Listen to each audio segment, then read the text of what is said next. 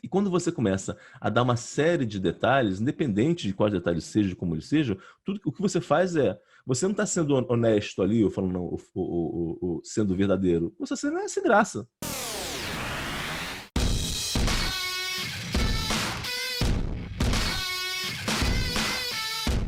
Nesse podcast vamos falar sobre a jornada para você chegar aos primeiros 100 mil de faturamento no seu negócio. Para isso, você precisa aprender a vencer as fases do jogo.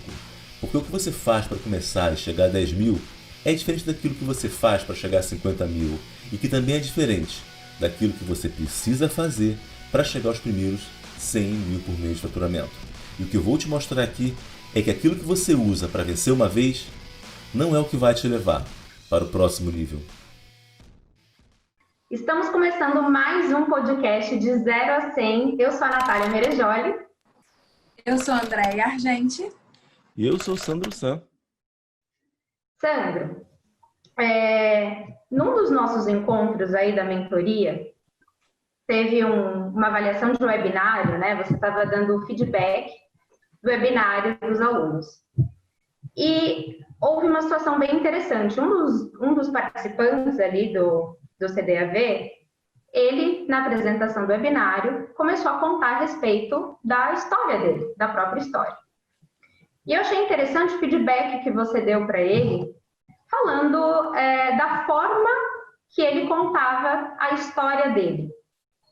Inclusive, ficou mais interessante ainda, porque quando você contou a história dele, parecia outra história, mas era a mesma história.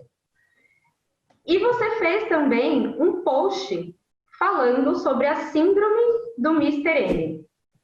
E eu estava dando uma olhadinha aqui, e você diz aqui, né, no post, que muitos empreendedores sofrem da síndrome do Mr. M. E aí eu queria entender um pouquinho melhor, e eu queria explorar também, né, esse feedback que você deu para um participante, que eu achei muito interessante. Ele aprendeu ali, nós todos aprendemos, mas ele aprendeu ali a, de repente, enxergar a história dele de outro jeito. Legal, legal. Esse post, na verdade, ele foi escrito inspirado nessa situação, né? Esse post da síndrome do Mr. M, né? Mas foi até engraçado, porque você sabe que esse lance eu tô sempre procurando, assim, um jeito de explicar alguma coisa que é muitas vezes um erro muito comum, né, que acontece, e eu estou sempre buscando um jeito novo de explicar, ou um jeito de explicar isso de uma forma que fique mais didática. E eu estava pensando, no dia seguinte desse encontro, né, que rolou essa avaliação do webinário, na verdade, assim, ele tinha feito um webinário, no webinário ele conta a história dele, e para quem não sabe, né, a gente tem no CDAV, a gente tem num dos encontros de mentorias que a gente faz, eu faço avaliações do webinário. Então, eu olho a cópia do webinário do aluno, dou feedback nessa cópia desse webinário, né? Sugestões de como pode melhorar, enfim, a gente tem algumas atividades nesse sentido. E aí rolou que numa dessas atividades, esse aluno tinha escrito o webinário dele, e na parte onde ele conta a história dele no webinário, a história dele não tinha ficado tão interessante assim, né? E me chamou a atenção porque a história dele era muito interessante. Ele só não estava sabendo contar, né? Acho que por isso depois rolou esse efeito de, pô, nossa, a história ficou Não, bem legal. até ele, né, assim... Uau, que baita! Quem tava ali assistindo, né, ele, caraca, não, pior que foi isso mesmo, caramba, como ficou diferente. Então, e aí e daí no dia seguinte eu estava pensando, eu sento aqui na minha varanda, né, e todo dia de manhã eu escrevo, quase todo dia de manhã eu escrevo um e-mail. Na verdade eu escrevo todo dia, mas eu mando quase todo dia. E eu sento na minha varanda para escrever e eu estou sempre pensando numa coisa que aconteceu no dia seguinte para me inspirar. E nesse dia eu de fato acordei pensando nessa história que tinha acontecido com esse rapaz. E na verdade também tinha acontecido com uma outra pessoa também. Eu tinha visto um caso parecido com uma outra pessoa. E aí surgiu essa ideia de escrever esse post falando sobre a síndrome do Mr. M, né? Então, para quem não sabe, o Mr. M era aquele mágico, né, que foi famoso no Fantástico, porque ele, na década de 90, né, o Cid Moreira apresentava, né, o Mr. M. O Mr. M era o mágico mascarado, que ele vinha e desmascarava os outros mágicos. E no começo, assim, eu lembro bem da história do Mr. M, porque no começo eu adorava aquela história do Mr. M. Ele vinha e pegava as mágicas aí, ia mostrando. E fez muito sucesso. Só que com o tempo, aquilo foi ficando cansativo, né? Então, tipo, foi ficando meio que cansativo aquele lance. Quer dizer, sempre você vinha aquela mágica que era incrível, aí no final depois ele vinha e revelava o segredo da mágica, e às vezes quando você via o truque quando foi feito, aquilo nem era tão interessante assim. Então, no final das contas, a história acabava perdendo interesse. Chegou um momento em que eu mesmo já não queria ver o próximo episódio mais, porque você já sabe como vai terminar, né? Vai terminar com ele fazendo uma coisa interessante, depois ele mostra que aquilo foi feito assim, assim, assim, assado, e isso perde um pouco do encanto. E aí eu escrevi, porque eu fui pesquisar sobre o Mr. M, porque eu tinha essa sensação, né, de que a coisa tinha ficado cansativa, e eu fui pesquisar sobre como que tinha sido, e de fato, realmente o programa começou a entrar em declínio. E eu até brinquei que eu falei que o Mr. M sumiu, né? O pessoal achou que tinha morrido, mas estava na Record, né? Ele não morreu, estava na Record, né? O pessoal acha que dizem que os Mamonas Assassinas estão na Record também, né? Tem o pessoal para o Record, o pessoal acha que morreu, né? Tem a piada do Fábio Porchat que ele fala isso, né? Quando ele foi para Record, ele fala, né? Que, pô, ele fala, não morri não, tô na Record, tá? Porque a pessoa vai para Record, tu acha que a pessoa morreu, né? E aí eu descobri que o Mr. M não tinha morrido, estava na Record. De fato, ele quase morreu, teve uma doença, mas ele estava na Record e tal, aquela coisa toda. Mas enfim, o programa do cara entrou meio que em decadência, né? E o ponto para mim é que ficou muito, de fato, perdeu graça, né? Não é uma coisa que até hoje continuaria fazendo sucesso. É uma coisa que foi indo, teve o seu auge, mas perdeu um pouco a graça. E eu acredito muito que isso não sei se ele se arrepende hoje de ter feito como fez, enfim, de ter feito esse tipo de programa. Inclusive, tem alguns amigos nos Estados Unidos que falam que nos Estados Unidos ele nem era tão famoso assim quanto ficou aqui no Brasil, né? O programa fez sucesso no Brasil, mas nos Estados Unidos não foi essa coisa toda.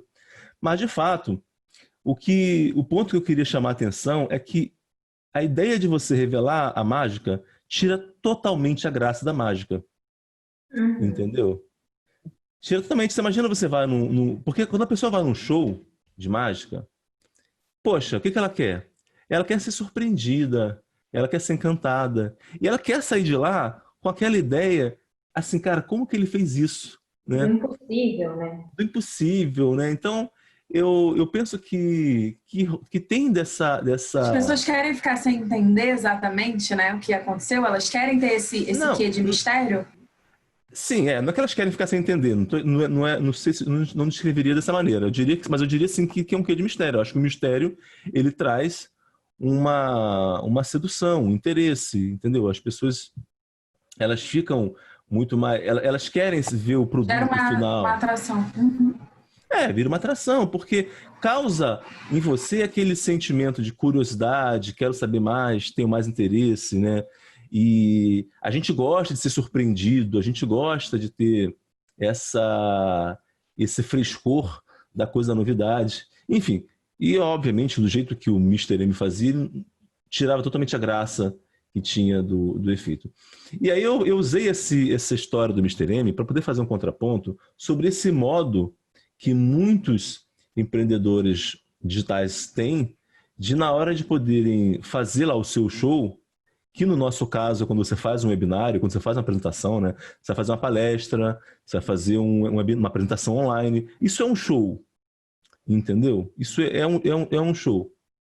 Ao contrário do que algumas pessoas até acham que, mesmo quando você chama de aula, na verdade, o que você está fazendo ali é uma apresentação, é um show. As pessoas estão ali porque elas querem ser entretidas, elas querem ficar ali. É claro, não quer dizer que você não vai ensinar nada, não estou falando isso, mas se você faz uma aula chata, monótona, ninguém vai ficar ali, né? Então, é muito mais interessante, você tem muito mais sucesso quando você transforma a sua mensagem numa peça que ela tem um quê de entretenimento, né? Que ela traz essa coisa do mistério, da magia, da curiosidade.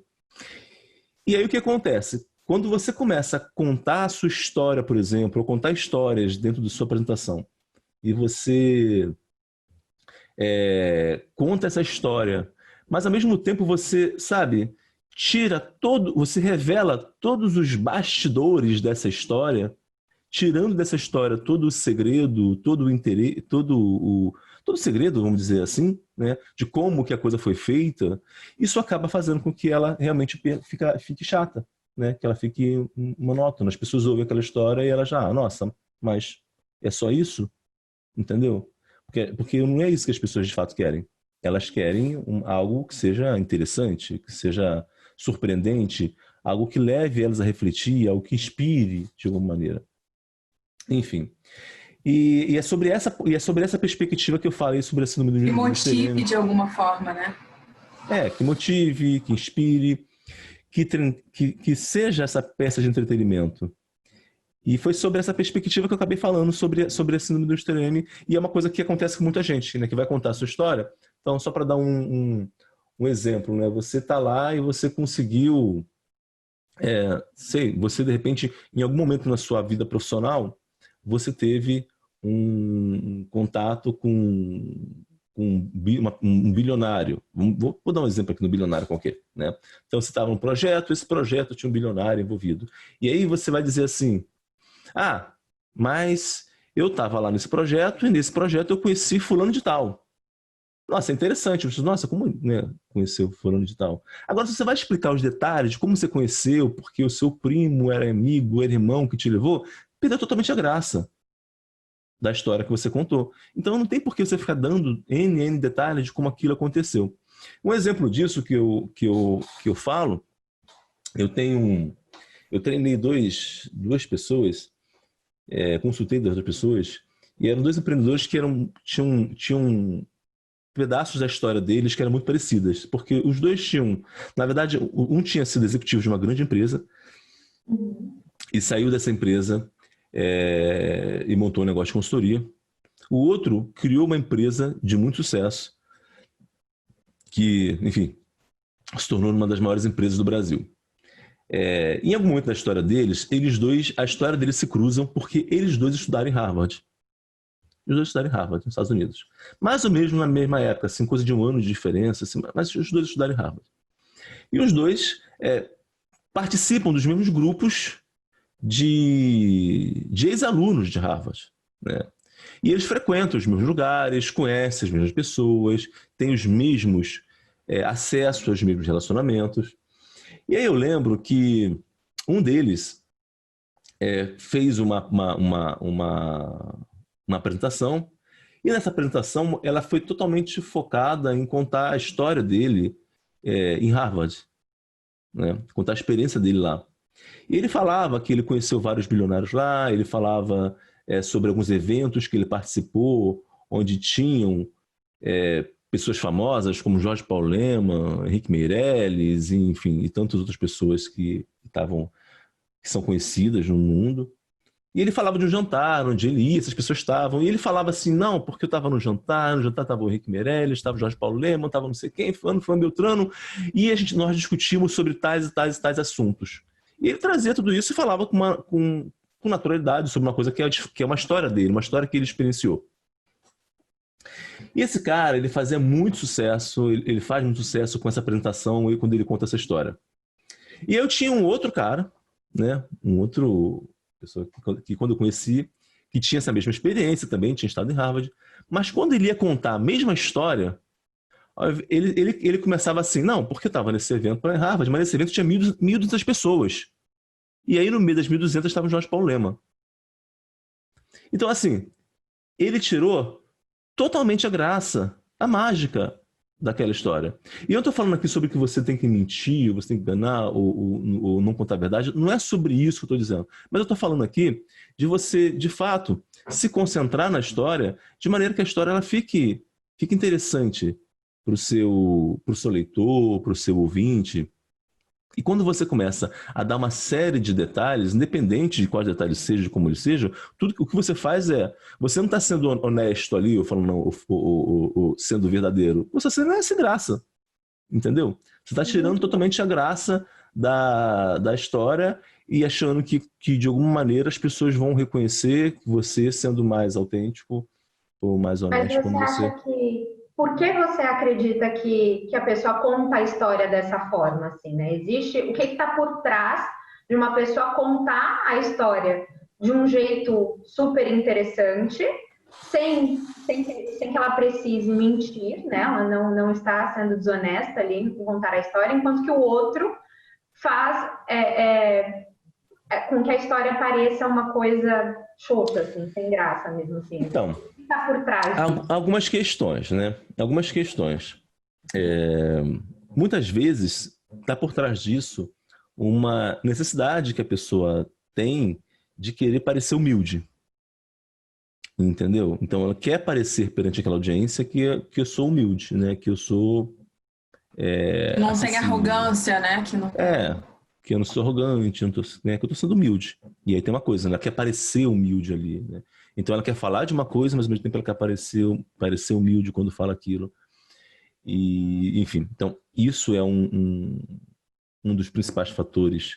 Tá? É o mesmo fator que muitas vezes faz alguém contar uma história e ficar falando mal de si mesmo. Já viu gente assim? Tem gente que conta uma história e fala mal de si mesmo o tempo todo.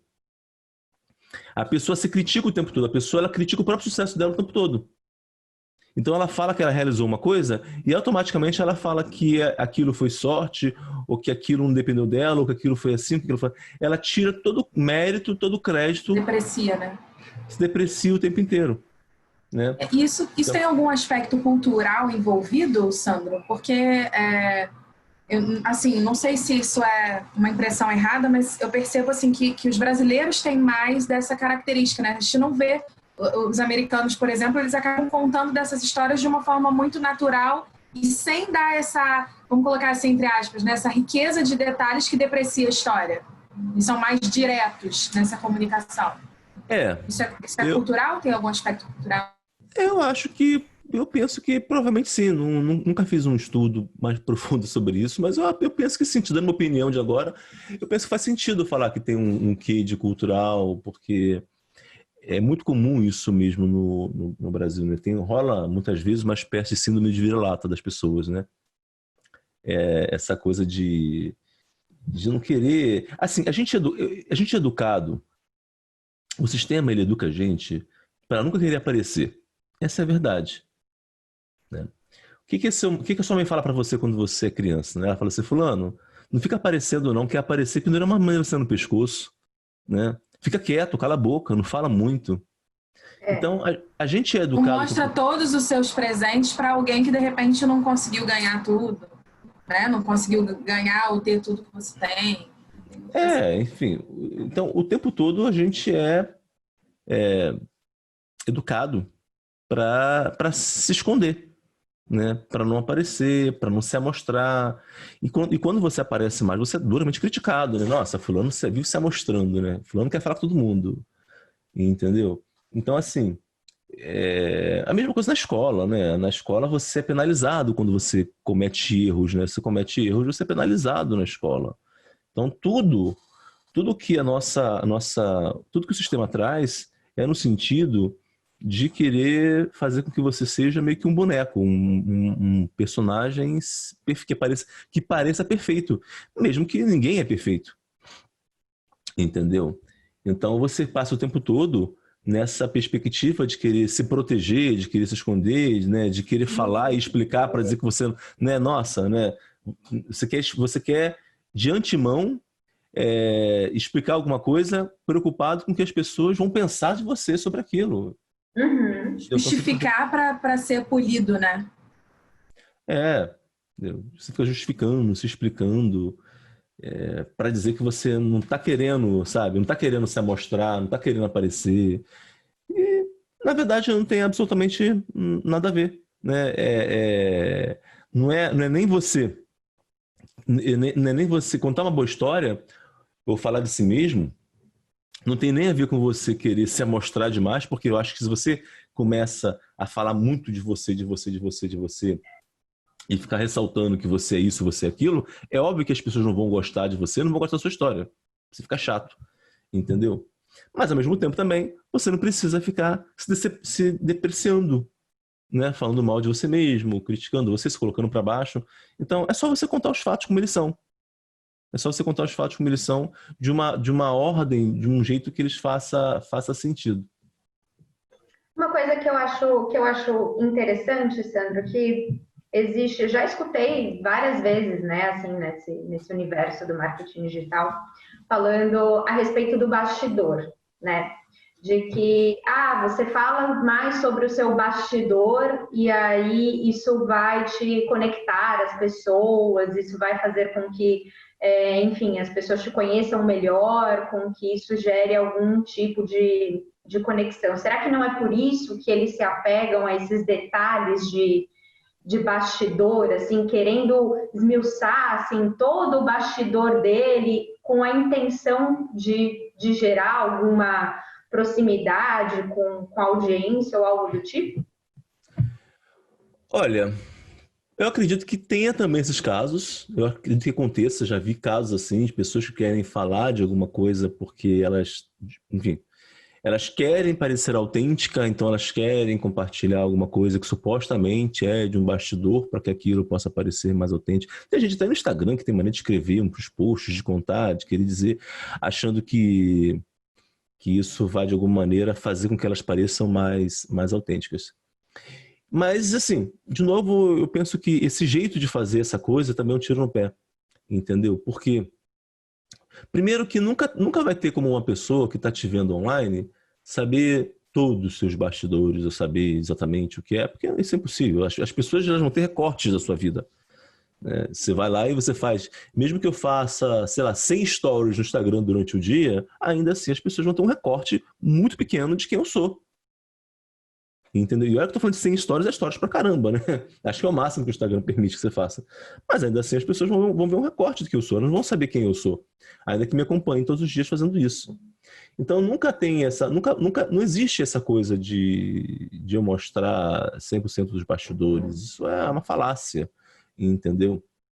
Agora, é claro, sim, existe sempre um interesse das pessoas, da sua audiência, de querer ter esse recorte, de querer ter um pedaço, de saber um pouco do que está acontecendo, de que não está mostrado. É por isso que as revistas de fofocas fazem sucesso.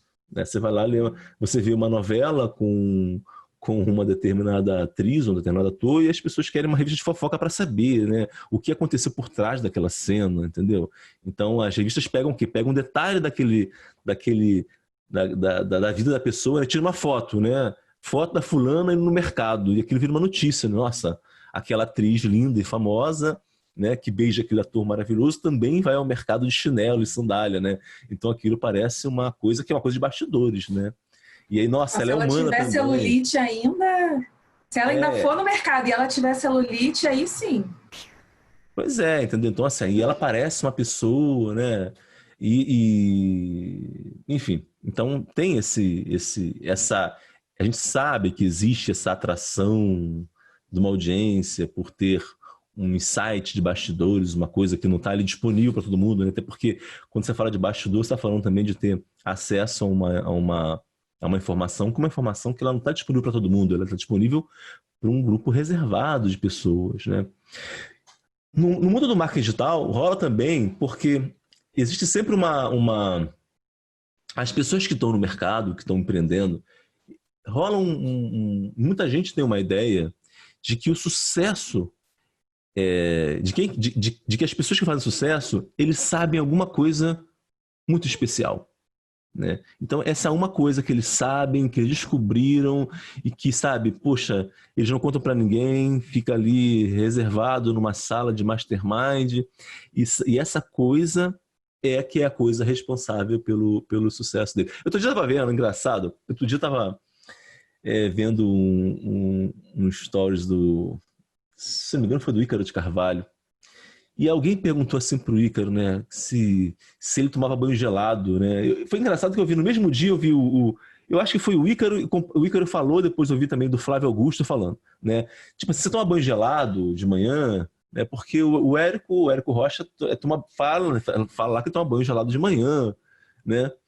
Então, tem a galera que acorda às 5 horas da manhã, né? Então tem tudo isso. E as pessoas olham e acham que é isso que trouxe o sucesso, tá, cara? Então é isso. Então, é uma o que tem que fazer... Foram fórmula mágica. É isso. Às 4h30 da manhã, tomar um banho gelado e fazer sei lá o quê, amanhã eu faço um 100 mil reais.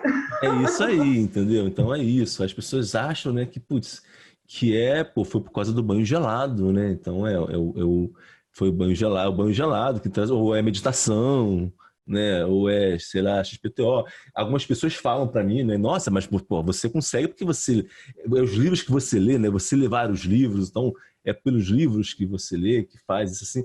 Então as pessoas estão sempre nessa ideia, achando que tem um fator, sabe? Uma coisa que é aquilo que é a peça central que responde pelo sucesso de alguém.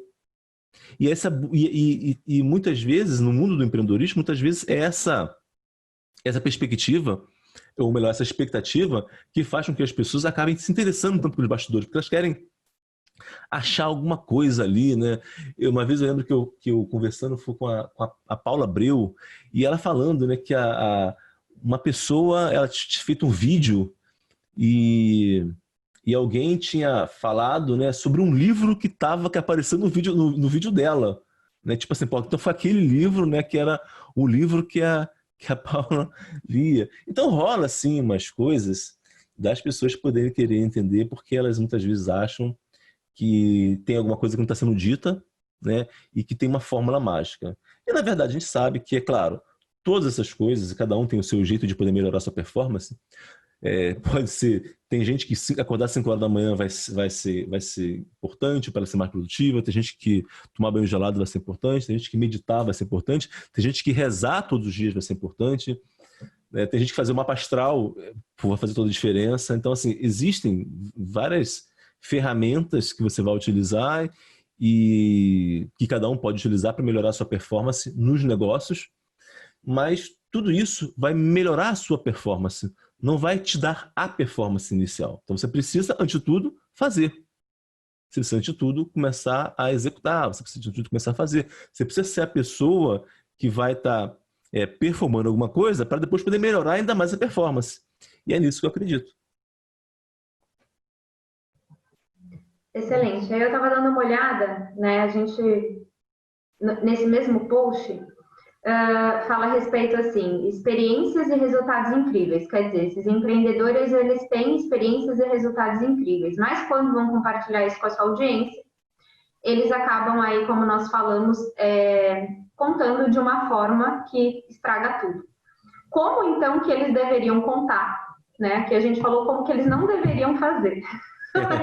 E o que é a síndrome do Mr. M. Mas como fazer então? Olha, vamos lá. Existem algumas regras que você pode utilizar e coisas que você pode observar na hora de você contar a sua história para que a sua história pareça ou fique mais interessante, né? E, na verdade, eu acredito que a gente naturalmente sabe fazer isso, tá? Mas, por alguma razão, algumas pessoas, quando vão para a internet, elas querem fabricar uma coisa que não é real. Um bate-papo de café, ele contaria... Entendeu? Poxa, você tem amigos, né? Você para com as suas amigas, com seus amigos, e você conta uma história, e a história é legal, interessante. Mas aí você vai para a internet e você não conta a história do mesmo jeito. Você quer contar de um jeito fantasioso, de um jeito, sabe? Você traz para a história outros elementos que não são da história. Mas o que eu penso é que a gente contar a história é uma coisa que faz parte da nossa cultura, principalmente no Brasil. A gente ouve história a vida inteira, cresce ouvindo história a vida inteira. Intuitivamente, a gente sabe contar história. A gente entra no bar, a gente liga para os nossos pais, né? E conta o que aconteceu. A gente faz isso o tempo inteiro. A gente faz isso o dia inteiro. A gente conta história o dia inteiro. Entendeu? Isso é normal nosso, é natural nosso. O que a gente precisa aprender a fazer é conseguir, na hora que você vai escrever um e-mail, na hora que você vai fazer uma palestra, na hora que você vai gravar um webinário, você tem que fazer do mesmo jeito. Falar com as pessoas ali, na sua audiência, do mesmo jeito que você fala com o seu amigo. Sem mais e sem menos. Sem você querer parecer uma coisa que você não é e sem querer desmerecer uma coisa que você é. Entendeu? Então, o grande segredo, na minha perspectiva, está nisso. Tecnicamente falando, o que eu posso dizer é que toda história, né, ela tem duas coisas são importantes para poder gerar uma certa expectativa no teu ouvinte. Primeira coisa é a intenção. Então, toda história ela tem uma intenção, né? Toda vez que eu começo uma história, é sobre algo que eu quero fazer. Existe uma intenção, existe uma coisa, um propósito, um objetivo, né? Tem alguma coisa que você está tentando construir, tentando fazer, tentando atingir. Existe um caminho a ser percorrido. E toda história interessante, ela tem um obstáculo. Então, ela tem uma intenção e tem um obstáculo. Quer dizer, eu quero fazer tal coisa e no meu desejo de fazer tal coisa, eu encontro uma pedra no meu caminho. E a história passa a ser sobre como que eu removi essa pedra. É um elemento fundamental. São os dois elementos que você vai ter. Tá? Tecnicamente falando, você vai ter uma história. Você vai ter tem o terceiro elemento, é claro, né? Toda história tem um personagem, tem um herói na história, tem um personagem. Quando você conta uma história sobre você, você é o herói, você é o personagem da sua história. Você está contando como você foi. Se você vai lá ligar para sua mãe e falar para ela, olha mãe, olha, ontem eu quase fui atropelada. É mesmo? Olha, você não sabe. Aí você começa a falar, né? Você gerou primeiro uma suspense. Aí você gerou uma curiosidade. É uma emoção. Aí você vai falar assim, então, eu saí de casa porque eu tinha uma reunião tal hora. Olha a intenção. Eu saí de casa porque eu tinha uma reunião tal lugar. Eu queria fazer tal coisa. E aí, no meio do caminho, eu comecei a ir, aconteceu assim, assim, assado, e, enfim. E veio um carro e quase me pegou. Então, né, obstáculo. Será que você chegou ou não chegou onde você queria chegar? Né? E aí você conta... Eu fiquei, né? Se eu já tô com ela, já é um alívio. Então, e aí assim, e é isso. Você tem uma intenção, tem um obstáculo, tem um personagem, né? Tem um herói na história, né? Tem um herói em toda a história. E se você entende isso, nossa, você é capaz de contar uma boa história. Mas, de novo, eu volto a reforçar, eu quero reforçar muito esse ponto de que a gente já conta a história, a gente já quase que nasce sabendo contar a história, porque a gente ouve história quando é criança, a gente vê história no jornal, na televisão, né, vê novela, vê filme, vê série. Cara, a gente é bombardeado por história o tempo todo. Se você não aprender na técnica, você aprende por osmose, porque faz parte ali né, da sua experiência como ser humano, você lidar com história. Então é difícil dizer que... Eu me recuso a acreditar que as pessoas não sabem contar a história, não. Elas sabem.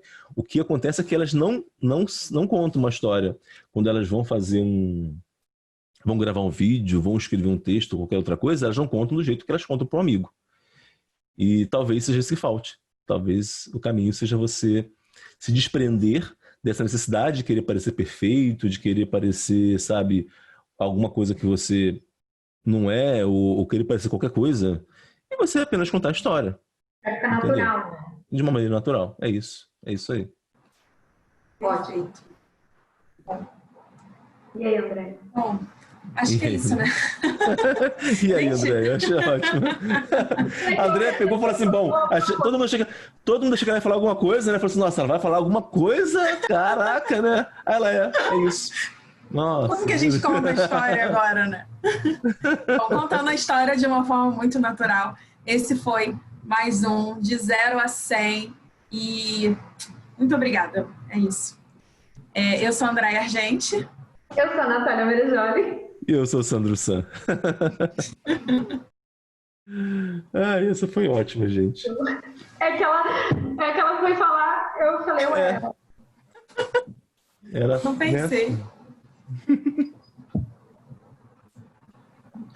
Entendeu agora o que é a síndrome do Mr. M? Entendi agora o que é a síndrome do Mr. M. E é verdade, né? A galera... Agora, o Mr. M ter ido parar na Record foi sacanagem. Ele não morreu, ele foi sacanagem.